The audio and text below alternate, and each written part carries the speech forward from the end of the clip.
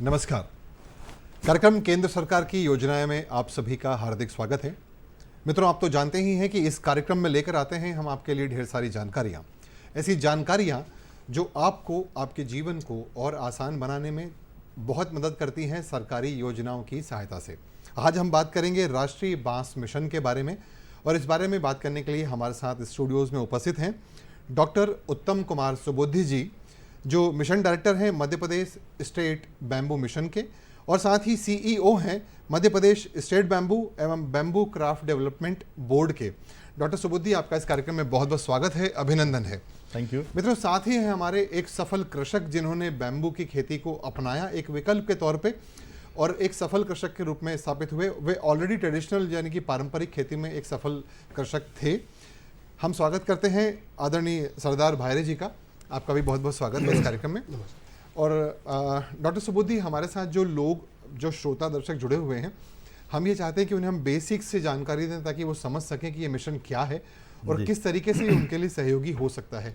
तो प्लीज़ आप बताएं कि ये बैम्बू मिशन क्या है।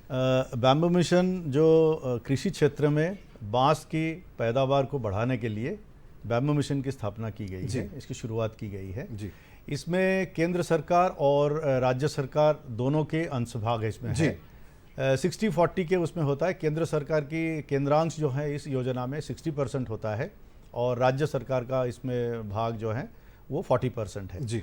तो इसमें मुख्य रूप से हम लोग जब देखते हैं तो जो गैर शासकीय भूमि है और जो कृषि भूमि है यानी कि जो प्राइवेट लैंड होल्डिंग्स है, उसमें बांस की खेती को बढ़ावा देना ये मुख्य काम है जी। लेकिन इसके साथ एक बार आपने बांस की खेती कर लिए तो फिर इसकी कटाई, इसकी प्रसंस्करण और इसकी से जो कुछ भी उत्पाद होता है वो, इससे जुड़े उत्पाद से जुड़े लोग और फिर इंडस्ट्री और फिर इसकी मार्केटिंग, ये सारी व्यवस्थाएं पौधा तैयारी से लेकर के पौधा रोपण, उसकी कटाई, उसकी ट्रीटमेंट, उसकी जो इंडस्ट्रियल यूज़ है वो, जो हमारे परंपरागत और जो उन्नत लोग हैं जिन्होंने इसकी आर्टिसंस जो लोग हैं जो इसके डिफरेंट आइटम्स बनाते हैं बांस से, उनसे, और इंडस्ट्रियल एप्लीकेशन प्लस इसकी मार्केटिंग, ये पूरे बैम्बू से रिलेटेड सब चीज़ को देखने के लिए उसके उद्देश्य से ये राष्ट्रीय बांस मिशन बनाया गया।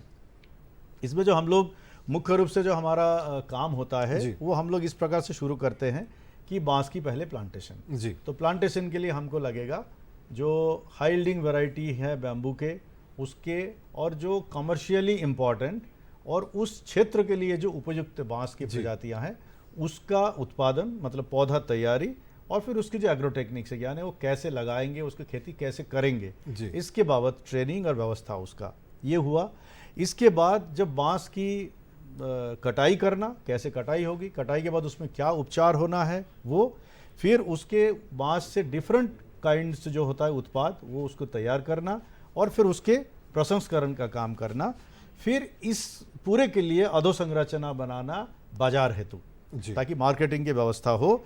और नॉट ओनली दैट, इसके साथ साथ जो इसकी प्रोसेसिंग के लिए या इसकी जो चीज़ें बनानी होती है उसके लिए जो मशीन, उपकरण और औजार ये लगेगा उसको विकसित करना, और इन सब चीज़ों के लिए जो ह्यूमन रिसोर्स डेवलपमेंट की काम है, स्किल डेवलपमेंट की काम है वो करना, ये मुख्य रूप से हमारा, प्लस एंटायर थिंग की प्रचार प्रसार। मित्रों, कितनी महत्वपूर्ण बात है कि बांस के उगाने से लेकर उसके पूरे प्रसंस्करण यानी कि पूरी प्रोसेस और एक उत्पाद बनने तक की ये पूरी प्रक्रिया है, और इस पूरी प्रक्रिया में बैम्बू मिशन आपकी मदद करने को तैयार है एक वैकल्पिक रूप में। और ये एक बहुत ही ज़्यादा आर्थिक रूप से भी बहुत लाभकारी होने वाला एक मिशन है जो हमें लाभ दे सकता है अगर हम इसे अपनी पारंपरिक खेती के अलावा करते हैं। और ऐसे ही एक साथी हमारे बीच में हैं जो आप ही के बीच से आए हैं, हरदा से आए हैं हमारे साथ, सरदार भायरे जी। भायरे जी, कैसे दिमाग में ये बात आई कि हम बैम्बू शुरू करें और इस तरफ आपने अपने आप को मूव किया? जी, हम लोग परंपरागत खेती करते रहे हैं जिसमें सोयाबीन, गेहूँ, चना, मूंग, इनकी परंपरागत खेती हो रही है जी। लेकिन इसमें लागत मूल्य बढ़ रहा है खेती का जी, और जो आमदनी हमें होना चाहिए प्रति एकड़ या प्रति हेक्टर जी वो कम है जी, क्योंकि लागत मूल्य में सारी चीज़ें निकाल दें, फर्टिलाइज़र निकाल दें, पेस्टिसाइड निकाल दें, इंसेक्टिसाइड निकाल दें जी, तो उसके कारण जो लागत आ रही है वो बहुत ज़्यादा आ रही है जी। और फ़ायदा कम हो रहा है जी। तो हमने वैकल्पिक रूप में ये मिशन का एक वर्कशॉप में गए थे, वहाँ बताया कि आप इसको अपना के देखिए। तो हम लोगों ने इसको ट्रायल पे किया कि अगर हम इसमें लेंगे, खेती को करेंगे, बांस की खेती, इसके फ़ायदे क्या है। तो इसमें एक चीज़ हमारे समझ में सबसे ज़्यादा आई कि इसमें एक बार इसका प्लांटेशन करना है और निरंतर 50 से 60 साल तक उसको लेना है। सिर्फ आपको कटाई करनी है, छटाई करनी है और इसमें बाकी के जो खर्चे हैं वो सब बच रहे हैं। इसमें सिर्फ कटाई का, छटाई का और देखरेख का काम है। तो हम लोगों ने वैकल्पिक रूप में इसको चुना कि क्यों न इसको करके देखा जाए। तो हम लोगों ने इसमें एक डेमो प्लॉट लिया कि हमें 1 एकड़ में कितना पौधे लगाएं या 1 हेक्टर में कितने लगाएं। हमने 1 हेक्टर में डेंस प्लांटेशन किया और इसमें हम लोगों ने उच्च गुणवत्ता वाले, जो मिशन से हमने कहा कि हमें अच्छे किस्म के पौधे दिए जाए, जिस तरह से हम कृषि में अच्छे बीज लगाते हैं उसी तरह से आप हमें अगर ये प्रदाय कर सकते हैं तो हम इस कार्य को करेंगे। अगर आप हमें नहीं दे सकते हैं तो हम जो परंपरागत जो प्रजातियां हैं उसको हम कतई अपने खेत में नहीं लगाएंगे। मिशन ने हमें ये श्योर किया कि हम आपको टिश्यू कल्चर के अच्छे पौधे उपलब्ध कराएंगे, आप इनको लगा के और इनका उपयोग करके देखिए। हम लोगों ने 1 हेक्टर में 1100 से लेकर 1700 पौधे तक लगाने के लिए 2 मॉडल तैयार किए, डेंस प्लांटेशन, और उसमें सिंचाई की। और उसके रिजल्ट हमने ये देखे कि तीसरे साल में वो बांस कम से कम लाठी के हिसाब से कहना चाहिए 10 सेंटीमीटर थिकनेस के उसमें कल्ले निकलना शुरू हो गए। तो हमको ये लगा कि नहीं, इसमें हम बढ़ सकते हैं आगे। तो निरंतर 5 साल तक हम लोगों ने उसकी देखरेख की और उसमें कार्य करते रहे। हमको 6ठे साल में जाके इससे 1 लाख, सवा लाख रुपए प्रति एकड़ सिर्फ सफाई से मिला है। हम लोगों ने जब ये प्रयोग कर रहे थे बांस का, तो इसमें हर स्तर पे इसके जो खरपतवार गिरी उससे हमारी सॉइल बेटर हुई, इसमें केचुए का परसेंटेज बढ़ गया। दूसरी चीज़, लोगों के अंदर ये मिथक है कि बांस जो है पानी सोखता है। पानी सोखता नहीं है, पानी को बचाता है, मिट्टी को बचाता है। ये 2 काम हुए। तीसरी चीज़ ये हुई इसमें कि जो साइड से जो पेस्टिसाइड और इंसेक्टिसाइड दीगर किसान जो डाल रहे थे उनसे हमारी फसलों को बचा हुआ। चौथी चीज़ अभी एक और हुआ था कि इस क्षेत्र में टिड्डी का प्रकोप हुआ। हम लोगों ने ये देखा कि टिड्डी जो उड़ती है वो सारे बांस के प्लांटेशन पे बैठ गई। उस दिन मुझे भी बहुत दुख हुआ कि मेरा बांस का प्लांटेशन साफ हो जाए, लेकिन देखने में ये आया कि टिड्डी ने सिर्फ थोड़े से पत्तों को नुकसान किया, लेकिन सारी टिड्डी मूंग की फसल पे ना बैठ के बांस के प्लांटेशन पे बैठ गई। तो पूरी की पूरी मूंग की फसल जो गर्मी की थी वो सुरक्षित रही। इससे ये समझ में आया कि ये कितनी तरह से हमारा फायदा कर रहा है। ये हमने देखा इसमें। मित्रों, भायरे जी ने आपको बताया कि कितनी सारी तरीके हैं। मतलब वो तो केवल एक ट्रायल के भी हम बहुत विस्तार से चर्चा करेंगे कि कहाँ से जो यात्रा शुरू करी है वो कहाँ तक पहुँची और किस किस तरीके से बेनिफिट मिले आपको। मूल बात ये है कि जिस तरीके से इस काम को आपने शुरू किया उसके साथ जो पैरेलल आपको जो एडिशनल बेनिफिट्स हैं वो बहुत सारे मिले। थोड़ा सा हम विस्तार से चर्चा करते हैं डॉक्टर सुबुद्धि से इसके बारे में। डॉक्टर साहब, ये जो जैसे आपने बताया कि इन्होंने आपसे कुछ डिमांड रखी कि हमें अच्छे क्वालिटी के पौधे मिलना चाहिए, तो ये सारी ट्रेनिंग जो किसान श्रोता दर्शक हमारे सुन रहे हैं उन्हें कैसे पता चलेगा इसके बारे में, और वो किस किस तरह की ट्रेनिंग्स वर्कशॉप आप कर रहे हैं ताकि पूरे प्रदेश भर में लोग इसके बारे में जानें? जैसे मैंने आपको पहले बताया कि हमारे जो भी कार्यक्रम के घटक हैं जी, आपको मैंने प्लांटेशन के शुरू से लेकर के उसके अंत तक जो बताया, तो इसमें किसानों के लिए कार्यशाला भी एक महत्वपूर्ण घटक है जी। हम लोग इसमें समय समय पर करते हैं। अभी तक हम लोगों ने 2400 से ज़्यादा किसानों को इसमें ट्रेन किए हैं, उनको बताते हैं। लेकिन अभी अगर मोटे तौर पे ये कहा जाए कि पूरे भारत में 136 प्रकार के प्रजातियों की बांस मिलते हैं, जबकि मध्य प्रदेश में हमारे यहाँ पे प्राकृतिक तौर पे केवल 2 प्रजाति मिलते हैं जी। एक देसी बांस जिसको हम लोग वैज्ञानिक भाषा में डेंड्रोकैलामस स्ट्रिक्टस बोलते हैं जी, और एक दूसरा है कटंग बांस जिसमें कांटा होता है, जिसको वैज्ञानिक तरीके से कहे तो बैम्बूसा बैम्बूस। ओके, ये दोनों, जैसे भायरे जी ने अभी कहा, ये दोनों बांस में क्या है, जो लाठी बांस है उसकी उत्पादकता कम है। जो देसी बांस है जी, वो ज़्यादा मोटा नहीं होता, वो ज़्यादा लंबा भी नहीं होता जी, और उसमें उत्पादकता जो दूसरे बांस है उसके तुलना में कम है। दूसरी तरफ जो कटंग बांस है उसकी उत्पादकता तो बहुत है, वो बहुत मजबूत भी है, परंतु उसको काटने में बहुत परेशानी है। तो जैसे कई ऐसे फार्मर्स हैं जो इस परेशानी से कटंग बांस से लगाना नहीं चाहता, तो हम लोगों ने मध्य प्रदेश में करीब 20-22 जो उन्नत प्रजाति के बांस है उसका हमने प्रायोगिक तौर पे डीमो प्लॉट्स और बैम्बू सेटम बनाए जी। हम लोग यहाँ पे करीब हमारे मध्य प्रदेश में 11 एग्रोक्लाइमेटिक जोन है, यानी कृषि जलवायु क्षेत्र है 11। तो उन 11 क्षेत्र में ही हम लोगों ने डीमो प्लॉट्स और बैम्बू सेटम बनाए, जहाँ पे हम लोग 20 से 24 प्रजातियों के बांस भारत के विभिन्न जगहों से, पर्टिकुलरली नॉर्थ ईस्ट से लेकर यहाँ पे लगा के हम लोगों ने देखा कि कौन कौन सी प्रजातियों का बांस का उत्पादन जी इस एग्रोक्लाइमेटिक क्षेत्र में अच्छा हो रहा है। उनको हमने चयन किया। तो उनमें से जो मुख्य रूप से आज के तारीख में हम लोग जिसका बढ़ावा दे रहे हैं या जिसको लगाने के लिए फार्मर्स को कहते हैं, उसमें से एक बालकुआ है जो बायरे जी ने लगाया है जी। एक है, अच्छा, हर एक बांस का उपयोग भी डिफरेंट है, तो हमको ये भी समझना है कि हम जो बांस लगाना चाह रहे हैं हम किस पर्पस के लिए लगा रहे हैं। उदाहरण के तौर पे यदि आप फर्नीचर बनाने के लिए उपयोग करेंगे बांस को, तो आपको देखना है कि वो बांस जिसकी मोटाई मीडियम हो, उसके अंदर पोलापन कम से कम हो, जो अंदर का लुमेन जिसको कहते हैं वो कम हो जी। और तीसरी बात वो है कि उसके टेपरिंग कम हो, यानी उसकी मोटा सिरा और पतला सिरा में गुलाई में अंतर ज़्यादा ना हो जी। तो वो जैसा आप एक फर्नीचर के या मान लीजिए एक आप सोफ़ा बना रहे हैं, उसमें आर्म्स रेस्ट बनाएंगे, तो अगर पीछे तरफ मोटा सामने तरफ पतला हो जाएगा तो देखने में अच्छा लगेगा, वो बराबर होना चाहिए। तो हम लोगों को वो देखना है। तो उसमें हमारे पास जो प्रजाति आज की तारीख में जिसको हम लोग बढ़ावा देते हैं, उसमें ये होता है जैसे डेंड्रोकैलमस स्टॉक्साई जी, थायरोस्टैकिस ओलिवेरी, ये हमारे यहाँ पे हम लोगों ने शुरू किया है जी। ये आप अगर जैसे पलंग बनाएंगे तो उसके पाया होगा तो थोड़ा मोटा और मजबूत होगा, तो जैसे डेंड्रोकैलमस एस्पर हुआ या आपका कटंग बांस का हुआ, बैम्बूसा बैम्बूस हुआ। तो इस प्रकार से हम लोगों को वो उपयोग क्या है। अगर आप चारकोल बनाने के लिए उपयोग करेंगे, बायोचार बनाने के लिए उपयोग करेंगे, इथानॉल बनाने के लिए उपयोग में लाना चाहेंगे या कॉम्प्रेस्ड बायोगैस के लिए लाना चाहेंगे, तो आपको ये देखना हो कि बायोमास किस में ज़्यादा है जी, क्योंकि उसमें पूरा के पूरा एंटायर बैम्बू उसमें काम में आ जाएगा जी। तो जहाँ पे बायोमास ज़्यादा लगेगा तो जिसका उत्पादन सबसे अधिक होगा, तो उसमें हमारा बालकुआ है। बालकुआ का उत्पादन सर्वाधिक होता है। तो हम लोग एक हेक्टेयर में 200 मेट्रिक टन तक हम लोग उत्पादन ले सकते हैं बालकुआ की, तो हम लोग उस पर जाएंगे। अभी देवास में हमारा एक फैक्ट्री लगा है आर्टिसन कंपनी ने, वहाँ पे वो प्रोसेस्ड इंजीनियर बैम्बू बोर्ड बना रहे हैं, जिससे टेबल, चेयर, फर्नीचर्स, आपके फ्लोरिंग, वॉल पैनलिंग, सीलिंग सब बन सकता है।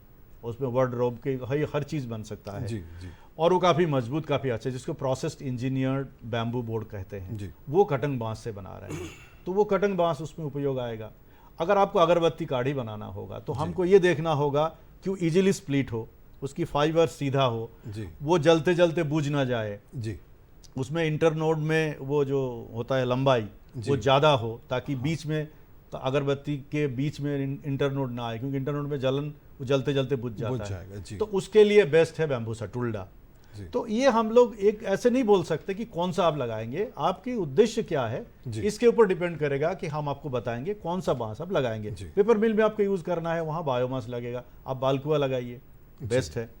और आपको अगरबत्ती काढ़ी बनाना हो, आपको चिक्स बनाना हो तो आप टुल्डा लगाइए, आपको फर्नीचर बनाने के लिए उपयोग करना है तो आप स्टॉक से लगाइए, आप एस्पर लगाइए, आप वो लगाइए। तो इस प्रकार से आपको देखना होगा। और मैं आपको ये जानकारी देने में मुझे अच्छा लग रहा है हमारे किसान बंधुओं के लिए भी, कि हमारे पास बैम्बू मिशन के अंतर्गत एक 44 यानी 44 एक्रेडिटेड नर्सरी है मध्य प्रदेश में, जहाँ पे जितने प्रजातियों का मैं बोल रहा हूँ ये तो मिलेगा ही मिलेगा, इसके अतिरिक्त भी आपको विभिन्न प्रजातियों के बांस की बीज से और टिश्यू कल्चर के दोनों प्रकार के पौधे मिलेंगे।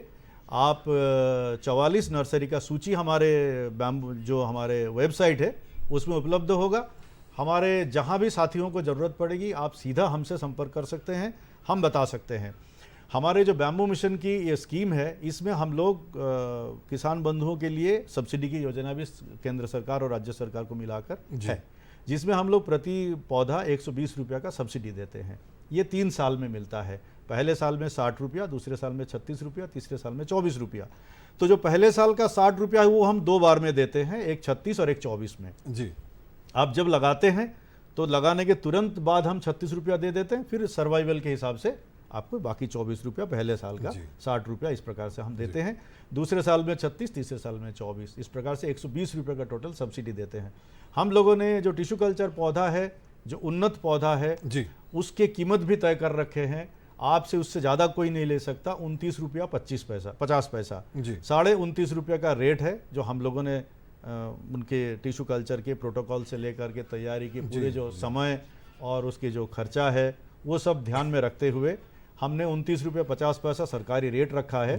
इससे अधिक आपसे नहीं ले सकता कोई, इससे कम में आप उनसे बार्गेन करके ले सकते हैं। पौधा के उपलब्धता के बारे में किसी भी प्रकार का कोई संदेह, शंका, कोई प्रॉब्लम हो तो मैं बैठा हूँ जी। आपके पास किसी भी प्रकार के पौधे का कोई कमी या मिलने में कोई असुविधा कभी नहीं होगी। मित्रों, डॉक्टर सुबुद्धि ने अभी आपको बहुत ही सरल तरीके से मगर गहराई से वो सारी बातें बताई कि किस तरीके से एक पौधे को उगाने से लेकर आप उसे प्रोसेस कर सकते हो, और साथ ही वो सारी तकनीकी आवश्यकताएं जो जिसकी आपको आवश्यकता पड़ेगी उसके लिए आपको विभाग सपोर्ट कैसे करेगा, बैकअप सपोर्ट कैसे मिलेगा। डॉक्टर सुबुद्धि, मैंने सुना भी था और मैं इसके बारे में अपने साथियों को बताना भी चाहता हूँ आपके माध्यम से कि कंस्ट्रक्शन टेक्नोलॉजी में बैम्बू का यूटिलाइजेशन अब बड़ी तादाद में होने लगा है जी। थोड़ा सा हम उसके बारे में बताएं ताकि हमारे जो किसान भाई हैं उसकी महत्व को भी समझें कि जब कॉमनली स्प्रेड होगा ये तो किस तरीके से इसकी डिमांड और बढ़ेगी। ये देखिए, जैसे हम लोग सब जानते हैं अभी ये दौर जो है जलवायु परिवर्तन के लिए हम लोग बहुत चिंतित हैं। जलवायु परिवर्तन का समस्या जो है ये पूरे विश्व के लिए है जी। और हमारे माननीय प्रधानमंत्री जी भी अभी COP26 में जो ग्लासगो में हुआ, उन्होंने वहाँ पहुंचकर भारत की तरफ से जो प्रतिबद्धता पूरे विश्व समुदाय को दिया, उसमें उन्होंने ये कहा कि हम लोग धीरे धीरे हमारा जो कार्बन उत्सर्जन है वो कम करते जाएंगे और 2070 में हम लोग नेट जीरो हो जाएंगे, यानी हमारा जितना उत्सर्जन होगा उतना हम लोग कैप्चर कर लेंगे या फिर हम उत्सर्जन ही नहीं करेंगे, दोनों में से जो भी होगा। उपयोग के माध्यम से देखें, रिक्वायरमेंट के माध्यम से देखें कि पिलर्स में जो आयरन की रॉड्स वगैरह लगती थी उसका रिप्लेसमेंट तो थोड़ा तकनीकी तौर पर तकनीकी तौर पर यह है कि जो हमारे बांस का उपयोग स्टील के रिप्लेसमेंट के रूप में जो RCC है, जो रेनफोर्स सीमेंट कंक्रीट है, उसमें अब हम लोग बांस को स्टील से रिप्लेस कर रहे हैं। इससे जो स्ट्रक्चर है उसकी जो ड्यूरेबिलिटी है और उसकी जो स्ट्रेंथ है उसमें कोई असर नहीं हो रहा है। तो हमारे जो CPWD है, सेंट्रल PWD है और जो स्टेट PWD है, दोनों के तरफ से जो उनके SOR होता है उसमें ये स्टील के बदले बांस की RCC जो रीइंफोर्समेंट है, बांस के रीइंफोर्समेंट लगाने की अनुमोदन हो चुका है। ये SOR में सम्मिलित हो चुका है और हम लोग प्रायोगिक तौर पे कुछ बिल्डिंग्स इस साल हम लोग बना रहे हैं। अच्छा। जहां पे स्टील के बदले हम बांस का यूज करेंगे। इसमें दो फायदा हुआ, एक तो आपका कॉस्ट, बांस ये जो रीइंफोर्समेंट ये आपको 5 रुपया किलो मिल जाएगा जी, मैं अधिकतम दाम बता रहा हूँ, जबकि 80 रुपया किलो है लोहे का। पहली तो ये कि आपका जेब में भार कम आया जी, स्ट्रेंथ और बाकी ड्यूरेबिलिटी आपको बराबर हुआ। अच्छा। तीसरी बात ये हुई कि आप देखेंगे स्टील को तैयारी में कितना अधिक कार्बन उत्सर्जन होता है, पर्यावरण पर कितना ज्यादा प्रदूषण होता है, माइनिंग से लेकर के उसकी फिनिशिंग होने तक। बिल्कुल, निश्चित रूप से। तो इसमें हम लोग पैसा बचाएं, पर्यावरण को भी बचाए, जबकि हमारे स्ट्रक्चर की स्ट्रेंथ और ड्यूरेबिलिटी कोई हम लोगों ने नेगेटिव असर नहीं दिया। मित्रों, डॉक्टर सुबुद्धि ने कितनी कमाल की बात यहाँ पर हमसे शेयर की कि एक हम सस्टेनेबल डेवलपमेंट की जहाँ बात कर रहे हैं तो वहाँ स्टील की रॉड से बांस की स्ट्रिप्स का इस्तेमाल करते हुए, जिससे कि न उसकी एक रिप्लेसमेंट है वो उसका, ना उसकी मजबूती में कोई फ़र्क पड़ रहा है, और कॉस्ट में जैसा कि डॉक्टर साहब ने बताया कि 80 रुपये किलो और 5 रुपये का जो एक बहुत वाइड गैप है, निश्चित रूप से हमें मदद करता है। और इसकी ड्यूरेबिलिटी का भी सर ने बताया कि दिस इज़ टेस्टेड, और शासकीय तौर पे भी इसके जल्दी ही एक्सपेरिमेंट जो कि जेन्युइन कंस्ट्रक्शन में उसे इस्तेमाल करके उसे बनाएंगे। सर, इसे अगर थोड़ा सा बस एक छोटे से प्रश्न के तौर पे सप्लीमेंट्री क्वेश्चन की ड्यूरेबिलिटी की अगर अपन बात करें, बिकॉज जब लोहे के बदले बांस आएगा तो एक भय एक हो सकता है इंसान के मन में, तो उसका मैं एक बिल्कुल स्पष्ट आंसर आपकी तरफ से चाहता हूँ कि उसको कैसे टेस्ट कर रहे हैं, क्या उसके नहीं, हमारे देखिए हम इंजीनियर नहीं है जी, वैज्ञानिक, हमारे जो PWD और CPWD है उन लोगों ने इसके टेस्ट किया। ओके। भायरे जी ने उनके वहाँ पे इसके ऊपर बनाया भी है, स्ट्रक्चर बनाया भी है जी, जी। हमारे सेंट्रल बिल्डिंग रिसर्च इंस्टीट्यूट है रुड़की में, जिसको मध्य प्रदेश बांस मिशन के तहत हम लोगों ने उनको इस काम के लिए एक प्रोजेक्ट दिया।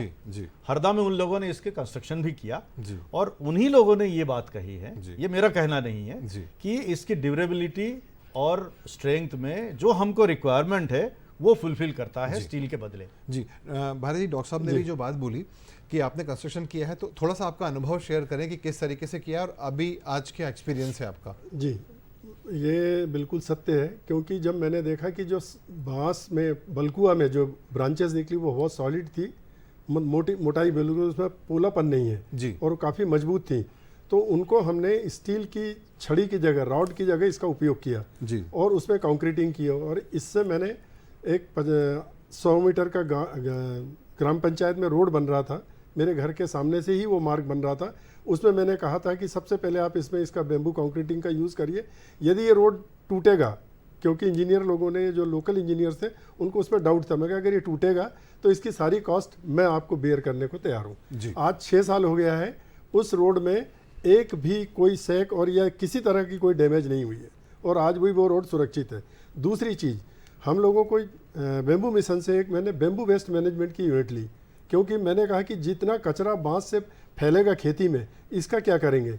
बेम्बू मिशन डायरेक्टर साहब ने इस पे कहा कि बिल्कुल ये नई चीज़ है। मैं कहा सर, बेम्बू में कोई चीज़ वेस्ट नहीं है, क्योंकि इसके पत्ते, इसकी काड़ियाँ, इसका बांस और नीचे से लेकर टॉप टू बॉटम, इसमें कोई चीज़ वेस्ट नहीं है, सारी चीज़ बेस्ट है। इसलिए आप मुझे एक बेम्बू वेस्ट मैनेजमेंट यूनिट दीजिए। उन्होंने दी, मैंने उसमें सक्सेसफुली उसमें कार्बन बना, बेम्बू चारकोल बन रहा है, वर्मी कंपोस्ट बना रहा हूँ क्रशिंग करके। उसका जो पाउडर है वो इसमें नेट हाउस में यूज़ कर रहे हैं हम लोग प्लांट जर्मिनेशन के लिए, इसके मिर्ची के पौधे तैयार करने के लिए नर्सरी में।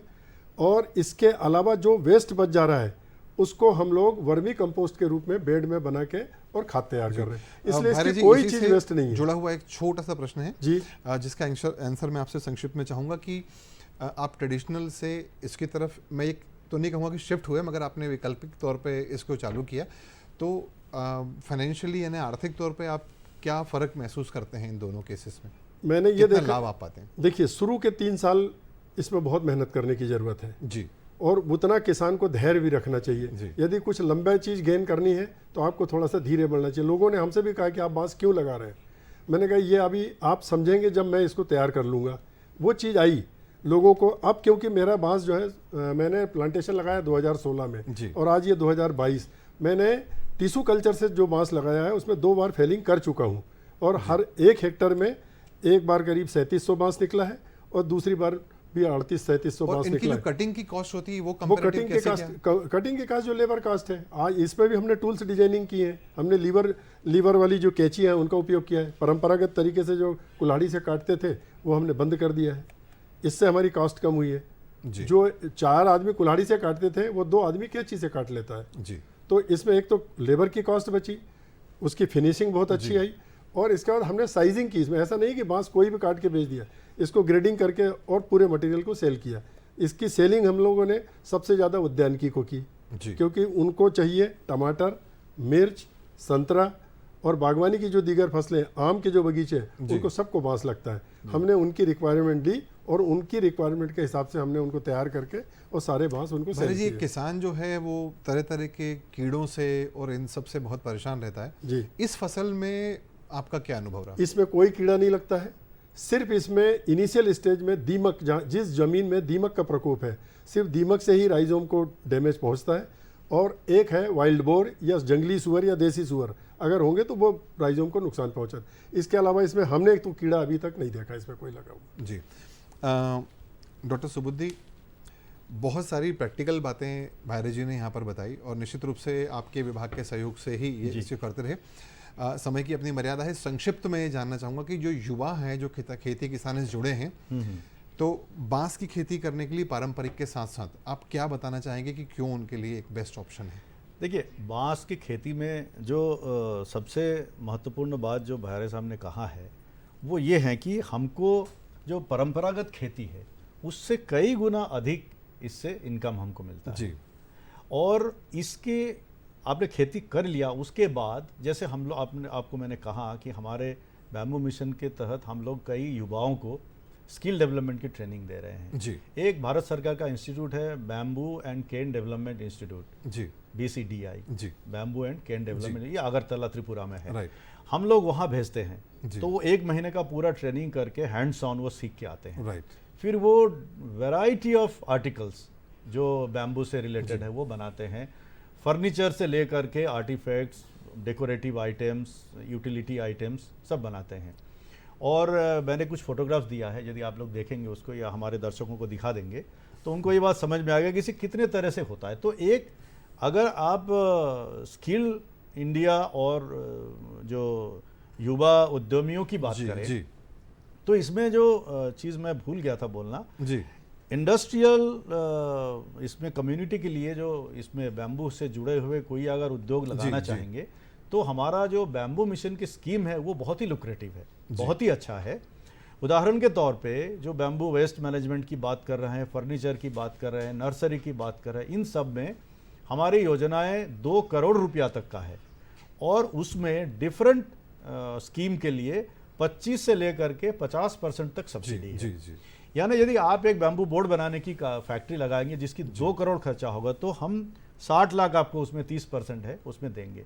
अगर आप नर्सरी लगाएंगे तो वो 50 लाख का स्कीम होगा तो 25 लाख हम आपको सब्सिडी देंगे।